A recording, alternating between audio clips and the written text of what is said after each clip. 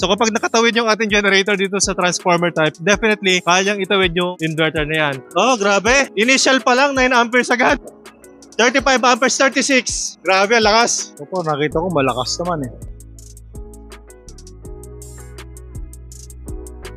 Mga ka-Best Buy, test natin yung at 8000i na generator inverter natin. Ito yung pinakamalaki na sa Philking sa ngayon. Gagamit pa rin tayo ng ATS mga ka-Best Buys, and gamitin natin yung isa sa pinakamalakas na welding na ginawa. Siyempre ito yung mga sinuunang version mga ka-Best Buys, yung transformer type. Ito yung ating inverter.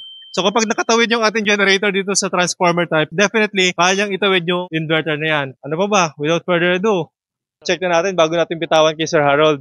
I-start natin yung ating generator automatic. So, dapat mabuhay yung ating generator.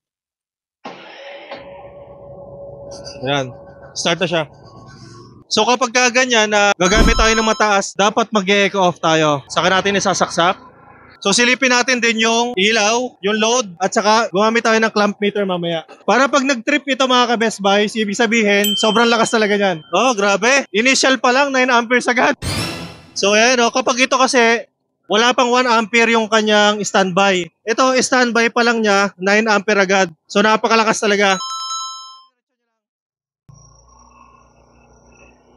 Oh, halos sumasagad siya sa 100%. Nakaka-recover yung ating generator. Hindi siya nagtitrip. Kapag nagtrip niya, sabihin hindi niya kaya. 35 amperes ang lumalabas. Nag-steady siya sa 33. Oh. 35 amperes, 36.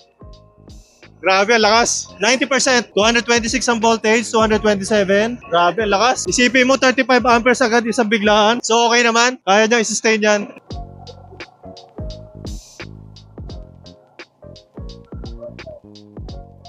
So ngayon mga ka-Best Buys, gumamit naman tayo ng inverter welding. Yung kanina ginamit natin is transformer type. Ito ngayon, inverter naman. Inverter generator to inverter welding machine. Sagad na sa 200 agad. Ayan. O malakas din siya, no? 28-29. Pero this time, hindi na siya nag-overload. Wala siyang overloading dito.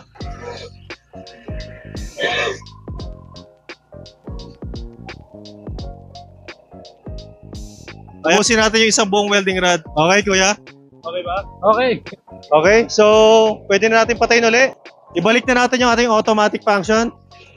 So ayan, kapag may kuryente na yung Meralco, dapat mamamatay yung ating generator. Ito nga palang ating generator, yung ating Philking 8000i inverter, silent type generator. Dual fuel na rin ito mga ka-Best Buys. Pwede ang LPG, pwede na rin ang gasolina. So kapag gusto nyo ng lesser yung maintenance, you go with LPG. Kapag naman gusto nyo ng mas malakas sa power output, you go with gasoline engine. Ngayon nga pala mga ka-Best Buys, nandito tayo kay Sir Harold Ryan Torres. Siya na po yung ating top of the line ngayon dahil yung ating 7,500 ay may lumabas na bagong model at ito nga po yun. So sir, based on your observation, ano po yung masasabi niyo sa ating generator, sir? Opo, nakita ko malakas naman eh. Nakitang-kita naman. Nare-recommend ko sa mga customer ni Sir Ken na bukan nyo magpa-test para makita nyo kung gaano kalakas. Welcome kayo sa HRT Gang Farm. San Jose, Ibatarlac. Meron din po siya ditong sabungan. Gradas ang tawag daw dito.